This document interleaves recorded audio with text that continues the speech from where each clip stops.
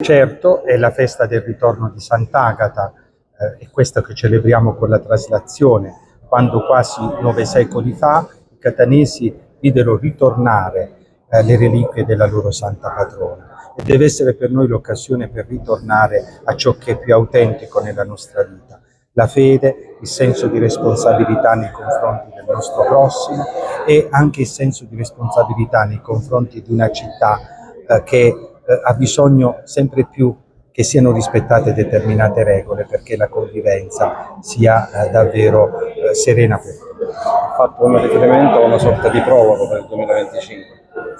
È un prologo perché siamo vicini all'Anno Santo e all'Anno Santo ci si prepara.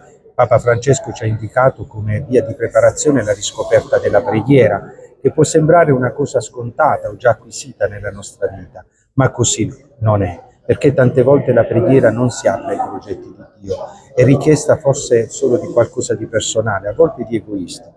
La preghiera che Gesù ci ha insegnato, la preghiera di Sant'Agata, che lei come battezzata ha ricevuto, il Padre nostro, ci apre a rivolgere lo sguardo verso Dio che è Padre, ad andare verso i fratelli, a vivere nel perdono, a vivere nel senso di responsabilità. Quel darci oggi il nostro pane quotidiano significa imparare a vivere onestamente, imparare a condividere i propri beni e anche a rispettare i beni degli altri. Per questo faccio mio anche l'invito del sindaco a tenere pulita la nostra città, perché Sant'Agata che viene portata, anche se per un percorso breve, per le strade della nostra città, deve vedere una città che i suoi devoti, i suoi cittadini sanno tenere pulita e in ordine. Da qui addirittura la riflessione di non fare uscita. Ma è stata una provocazione, ne abbiamo parlato con il sindaco in un momento particolarmente critico. Ecco, è per questo motivo che io alcune settimane fa ho dato un messaggio per richiamare il senso di responsabilità, perché nel momento dell'emergenza la fede non deve sentirsi esente dalla responsabilità.